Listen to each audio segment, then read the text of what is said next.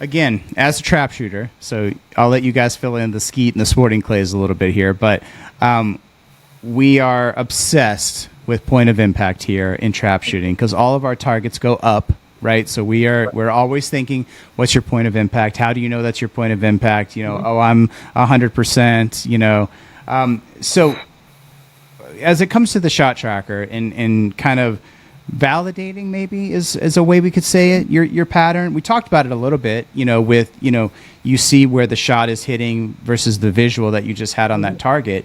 Can we talk a little bit about maybe that validation of point of impact with the shot tracker, what you guys have done in there?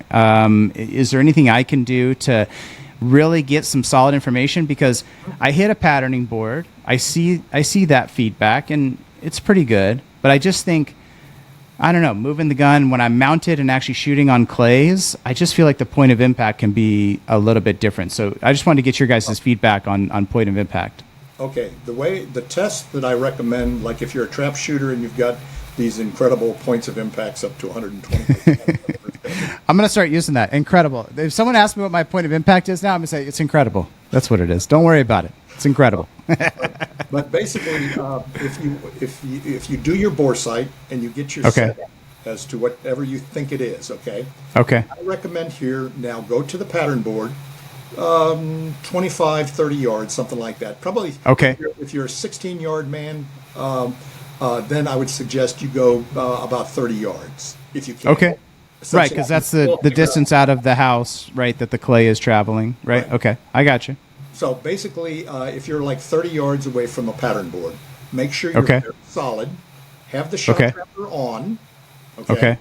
And it's waiting for a shot. Basically, then hold.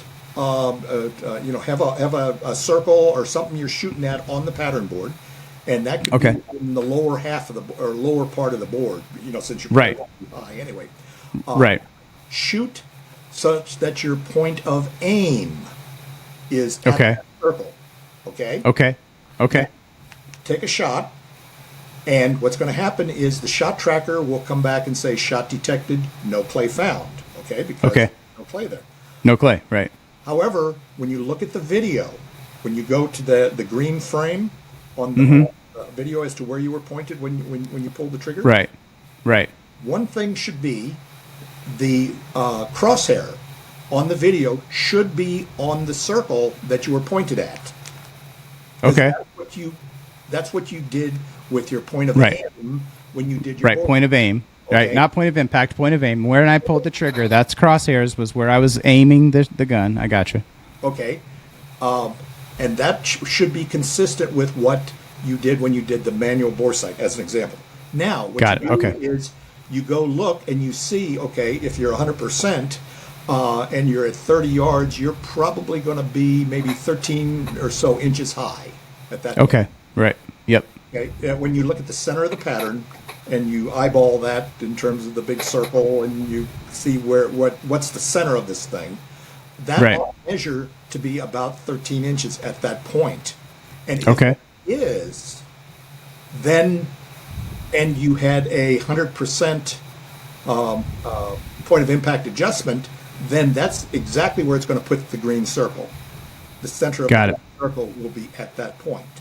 Okay, so I'm going to see my crosshairs where I was aiming, and then I'm going to see, obviously, that pattern is sitting above that, and we can see that distance to the center of that pattern.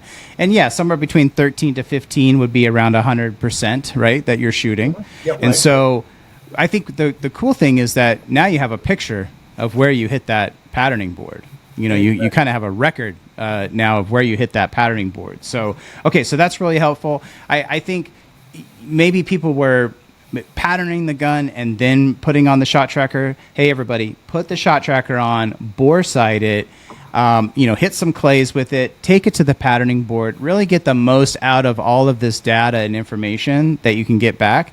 And, as all shotgun shooters, some of us are just addicted to data and feedback, and we love it. And plus pictures and video. I mean, you can't really go wrong. So, so thank you. That's really helpful. I think a lot of people, and again, in the trap space are very focused on their point of impact. especially as you move back in your handicap yardage, right? So we're shooting, some of us shooting from the 27-yard line. We say, you set your pattern for handicap and then you go shoot singles, right? And the reason is because you can't have a low pattern and shoot 27-yard targets. It's just not going to work out. So the shot tracker is going to give you that feedback that you're low, you're low, you're low.